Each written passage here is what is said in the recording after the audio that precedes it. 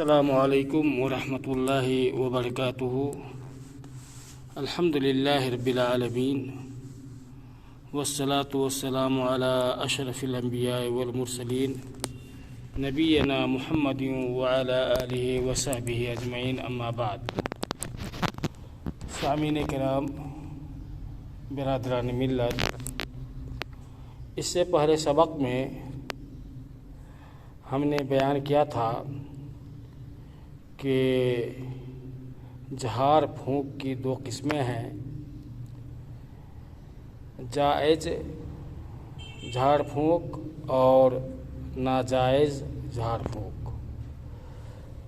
تو جائز جھاڑ پھونک کے تعلق سے باتیں ہوئی تھیں، اور آج کے درس میں ہم بیان کرنے کی کوشش کریں گے کہ ناجائز جھاڑ پھونک ہے کیا۔ یہ یاد رکھنے کی بات ہے کہ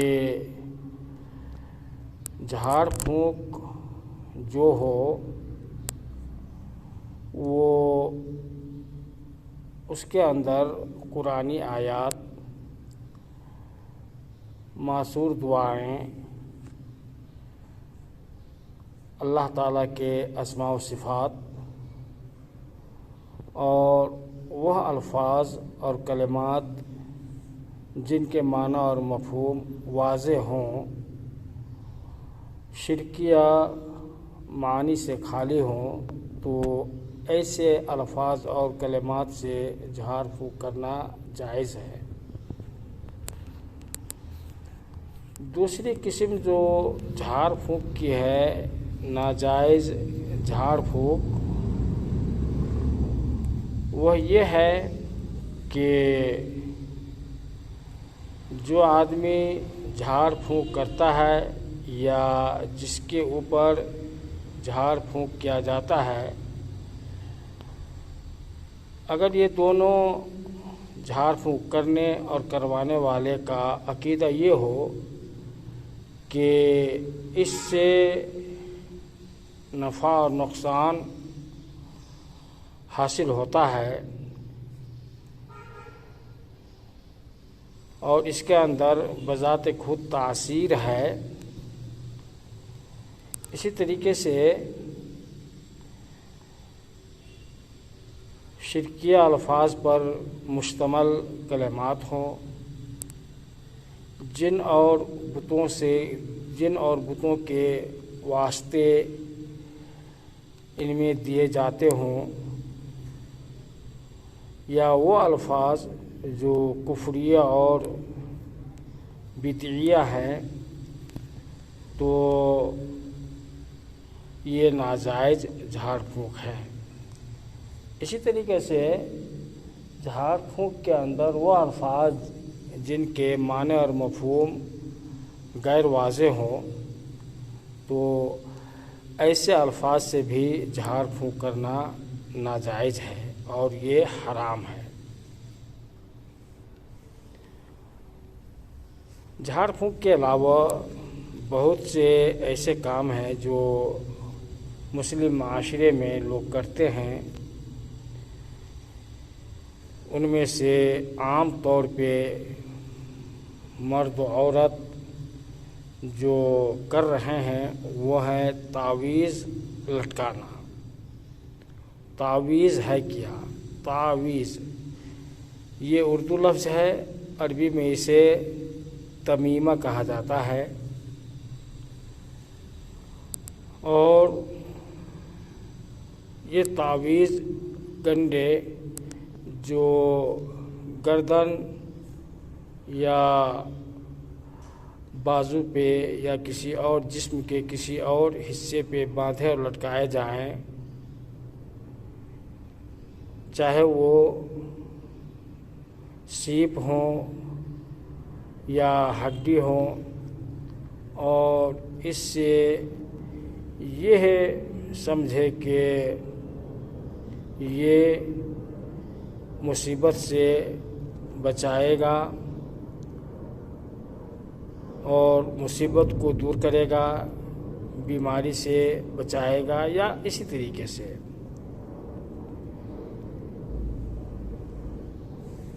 یاد رکھیے کہ زمانہ جاہلیت کے اندر لوگ ان چیزوں کو اپنے بچوں کی گردنوں میں باندھ دیتے تھے اور لٹکایا کرتے تھے تاکہ نظر بد سے وہ بچ سکے۔ ان کا ایسا کرنا درست نہیں تھا، اور قرآن و حدیث کی روشنی میں تعویذ لٹکانا ناجائز ہے، حرام ہے، بلکہ یہ شرک کی قسموں میں سے ایک قسم ہے، کیونکہ اس کی وجہ سے غیر اللہ کے ساتھ آدمی مرتبط ہو جاتا ہے اور اس کا لگاؤ ہو جاتا ہے، جبکہ مصیبت اور تکلیف دور کرنے والا اللہ تعالیٰ ہے۔ تو اللہ تعالیٰ ہی کی ذات ہے کہ اس سے تکلیف دور کرنے کی دعا جو ہے وہ کرے، اللہ ہی کی ذات سے اللہ کے اسماء اور صفات کے ذریعے سے دعا کرے تو یہ جائز ہے۔ حضرت عبداللہ ابن مسعود رضی اللہ تعالیٰ عنہ بیان فرماتے ہیں کہ رسول اللہ صلی اللہ علیہ وسلم نے فرمایا، ان الرقا والتمائم والطیولۃ شرک، کہ جھاڑ پھونک یعنی غیر شرعی جھاڑ پھونک، تعویذ اور گنڈے یہ شرک ہے۔ اس حدیث کو امام ابو داؤد اور حاکم نے روایت کیا ہے، اور یہ حدیث صحیح ہے۔ اسی طرح حضرت عبداللہ ابن وقیم رضی اللہ تعالیٰ عنہ سے مرفوع روایت ہے، من تعلق شیئا اکل علیہ، من تعلق شیئا اکل الیہ، رواہ احمد و ترمذی والحاکم، کہ جو آدمی جس چیز کو لٹکاتا ہے تو اسی کی طرف وہ سونپ دیا جاتا ہے، اللہ تعالیٰ اس سے بے تعلق ہو جاتا ہے۔ اب جس سے اللہ تعالیٰ بے تعلق ہو جائے تو اس کا ٹھکانہ کیا ہے؟ حضرت عقبہ بن عامر رضی اللہ تعالیٰ عنہ سے مرفوع روایت ہے، من تعلق تمیمۃ فلا اتم اللہ لہ، کہ جس نے تعویذ لٹکائی اللہ تعالیٰ اس کی مراد پوری نہ کرے، اور جس نے سیپ لٹکائی تو اللہ تعالیٰ اسے کامیاب نہ کرے۔ نبی کریم صلی اللہ علیہ وسلم نے بد دعا دی ہے۔ اور حضرت عقبہ بن عامر رضی اللہ تعالیٰ عنہ سے روایت ہے کہ نبی کریم صلی اللہ علیہ وسلم نے فرمایا، من تعلق تمیمۃ فقد اشرک، کہ جس نے تعویذ لٹکائی اس نے شرک کیا۔ اس حدیث کو امام احمد نے روایت کیا ہے۔ یہ ساری حدیثیں اس بات پر دال ہیں، اور ان ساری حدیثوں سے ہمیں یہ پتہ چلتا ہے کہ وہ جھاڑ پھونک جن کے اندر جس کے الفاظ کے اندر شرکیہ کلمات ہوں اور ان کے معنی اور مفہوم واضح نہ ہو تو یہ ناجائز ہے، حرام ہے۔ اسی طریقے سے تعویذ لٹکانا یہ شرک کے دائرے میں ہے۔ لیکن جب قرآنی آیات سے ہو تو یہ مسئلہ اس کے اندر اختلاف ہے۔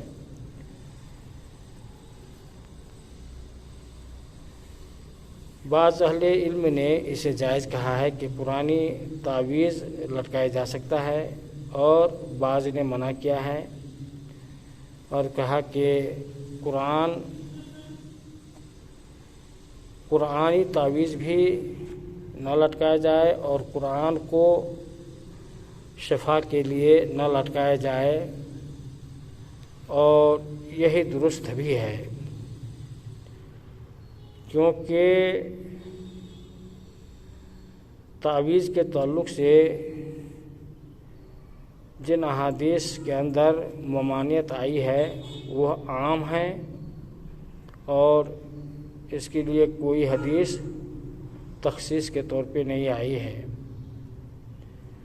دوسری وجہ یہ ہے کہ سد ذریعہ یہ اہم چیز ہے۔ اگر اسے درست مان لیا جائے اور اجازت دے تو آدمی قرآن کے بجائے دوسری چیزوں سے بھی بنائے گئے تعویذ کو لٹکائے گا۔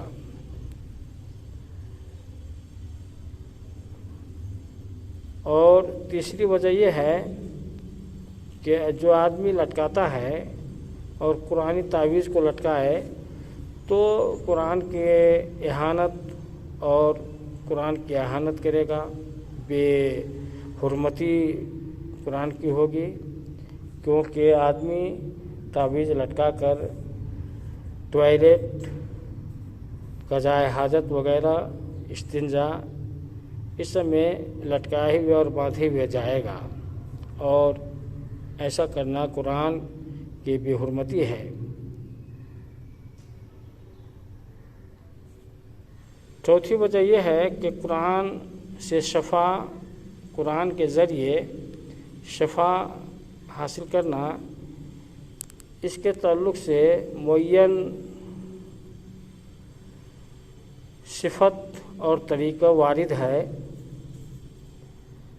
اور وہ یہ ہے کہ قرآنی آیات کو پڑھ کر کے پھونکے مریض کے اوپر، بیمار کے اوپر، بس ایسے ہی حکم ہے کہ پڑھ کر کے پھونکے، نہ کہ لکھ کر کے لٹکائے۔ تو آج کے درس کا خلاصہ یہ ہے کہ تعویذ لٹکانا درست نہیں ہے، اور اسی طریقے سے جھاڑ پھونک بھی کرنا جائز نہیں ہے، جو غیر شرعی جھاڑ پھونک ہے۔ اللہ تعالیٰ سے ہم دعا کریں کہ اللہ تعالیٰ مسلم معاشرے کو ان گناہوں اور برائیوں اور بدعقیدگی سے بچائے۔ وصلی اللہ وسلم وبارک علی نبینا محمد۔